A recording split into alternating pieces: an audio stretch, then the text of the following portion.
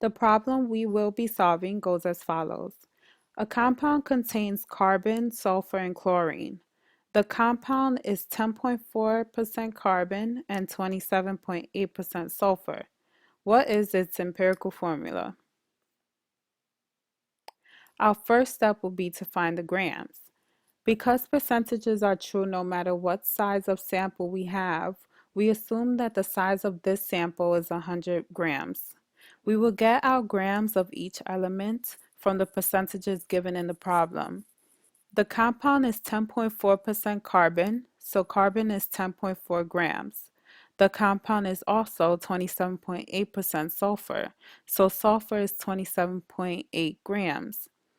Chlorine is also a part of the compound, and to find the percent of chlorine in the compound, we must add the percentages of carbon and sulfur together, and our result from that we subtract it from the total percent of the compound, which is 100%.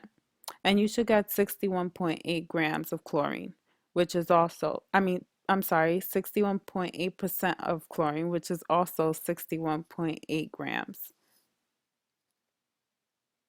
Our next step is to find moles. Now that we have all the grams, we need to convert them into moles. Let's start with carbon. We take the 10.4 grams and divide it by its atomic mass, which is 12.01 grams, and that gives us 0.87 moles. Next, we take the 27.8 grams of sulfur and divide it by its atomic mass, which is 32.06 grams, and that gives us 0.87 moles.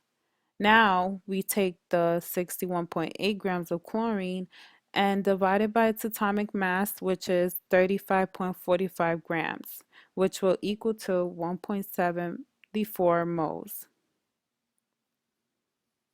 Finally, we find our empirical formula by getting the mole ratio, and we do this by dividing by the smallest number of moles, which in this case is 0.87. And if we divide the carbon side, 0.87 divided by 0.87 gives us 1. Sulfur is the same. For chlorine, 1.74 divided by 0.87 gives us 2. So our ratio is 1 to 1 to 2, and our empirical formula will be CsCl2.